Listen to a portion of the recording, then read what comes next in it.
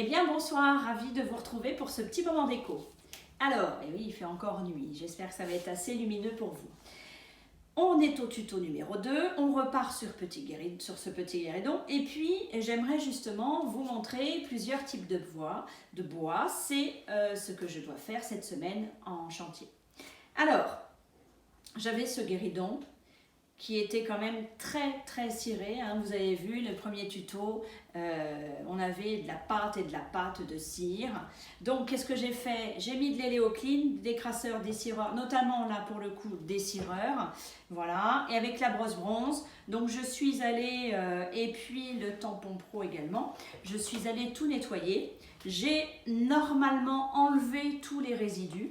Et ce que j'ai fait, et pour vous montrer justement, c'est que vous voyez la différence du bois qui était par rapport à hier et qui aujourd'hui a un marron plus clair.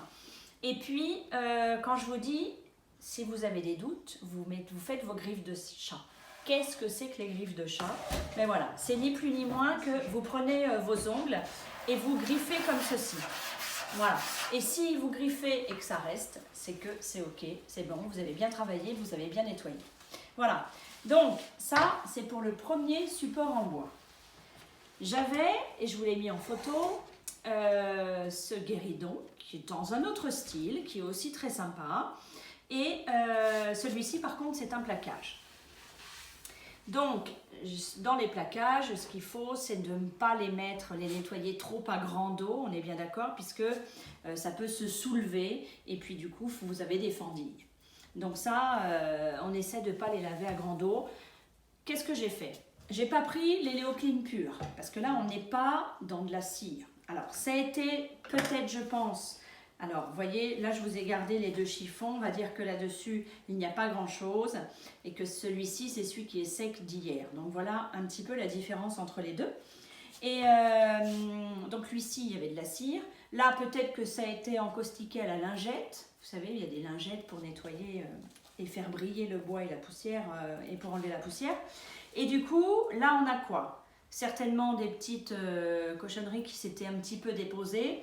Et puis, pour enlever justement cet encaustique, ça peut être une cheminée si vous avez une cheminée, ça peut être du tabac qui s'est déposé si vous fumez, il y a plein de petites choses. Donc, au lieu de l'utiliser pur, je l'ai mis à 50% dans mon vin pot, 50% d'eau, 50% d'éléocline. Voilà, donc comme ça vous êtes tranquille.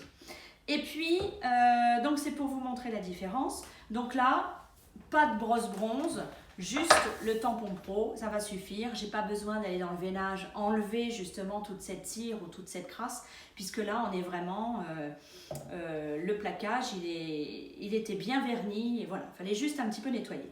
Donc le contraste de ces deux bois, et puis, alors, pour ce que j'ai encore à faire cette semaine, j'ai ce fauteuil à patiner. Là, c'est un fauteuil qui m'est arrivé aérogommé. Donc, je suis sur un bois extrêmement brut, propre, voilà, à moins que entre deux, le stockage ait été mal fait. Mais vraiment, voilà. Là, j'arrive sur un support très brut. Bon, on va leur passer l'Eléo-Pro. Donc, vous avez vu, là, donc je n'y touche pas. Il est prêt à l'emploi finalement. Et je vais vous expliquer après. Donc là, on est d'accord, griffe de chat, ok, ça tient. Donc ça veut dire qu'il n'y a plus de cire. Mais je vais continuer, hein, je vais le... Alors, je prends ma sous-couche d'accroche qui tient sur tous les supports, qui chez nous s'appelle l'Eléo-Pro. Voilà. Alors, l'Eléo-Pro, un super produit. Quand c'est vraiment sur tous les supports, c'est vraiment sur tous les supports. C'est en une seule couche, ça c'est la nouvelle version, enfin qui est là maintenant depuis un petit moment, la nouvelle version qui est bloc tanin, voilà.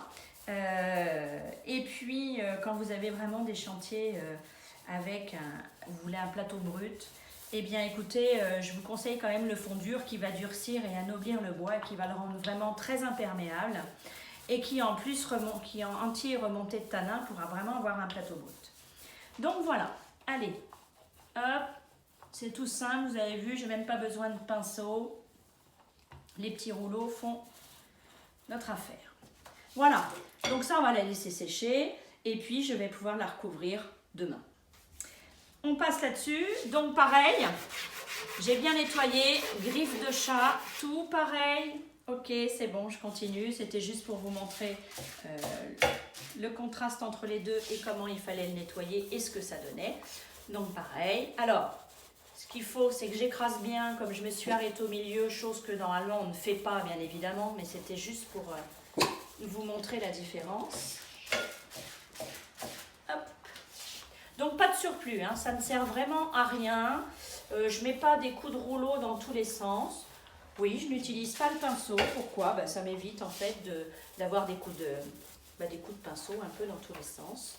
Donc je lisse vraiment au rouleau. Là c'est des petites surfaces, mais c'est vrai que je préfère utiliser le rouleau moyen qui fait faire moins d'aller-retour. Voilà, je vais quand même prendre le pinceau pour les rebords que je vais venir lisser ensuite. Donc vous voyez, avec une bonne préparation, voilà, c'est pas trop contraignant. Ça ne l'est pas du tout d'ailleurs. Quand on sait ce que ça peut donner au final, écoutez, vaut mieux prendre son temps et faire les étapes comme il se doit. Voilà, donc après, comme je suis revenue un peu sur mon plateau, je vais lisser pour pas faire de bourrelet, pour pas avoir 36 traces de pinceau. Voilà. Donc pareil, ça va sécher, ça sèche pareil, peut-être que là ça boit un petit peu plus, mais bon. Alors, hop, je voulais vous montrer ceci. Donc lui, vous me direz, c'est un bois brut, donc aérogommé, il est tout à son naturel. Et j'ai envie de lui mettre de l'héliopron. Voilà, la sous-couche, pourquoi? Pour le saturer, déjà dans un premier temps, parce qu'il va boire énormément.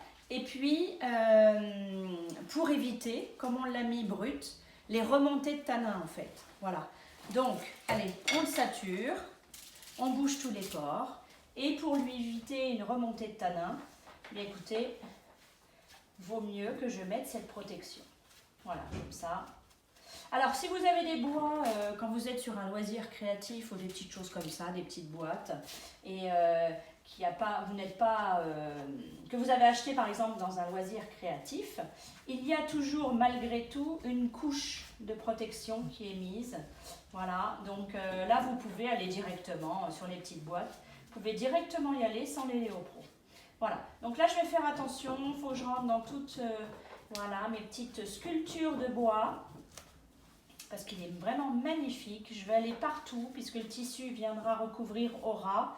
Et je ne veux pas de coups de pinceau. Donc ce que je peux faire tout de même au final, après ces coups de pinceau, voilà, hein, c'est de lisser. Hein. Partout où je passe, en fait, je peux lisser. Donc voilà, donc ça je vais le faire tranquillement, gentiment. Je vais prendre mon temps, je ne vais rien oublier, surtout pas de surplus. Quand on commence à avoir des sculptures un peu comme ça, il faut vraiment aller dans tous les angles pour ne pas faire de bourrelet. Voilà.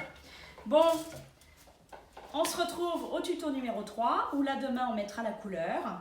Et puis avant de mettre la couleur, ce qu'on fera c'est qu'on passera la main et dès qu'il y a un petit picot, on viendra passer un petit coup de ponce en 240. Voilà, on ne les fait pas sauter à l'ongle. Je vous retrouve demain, je vous attends pour vos commandes. Demain, je vous explique le nouveau mois de novembre avec toutes ces promos commerciales et vraiment, c'est super, c'est une avant-première de Noël. Voilà, allez, ciao, à demain.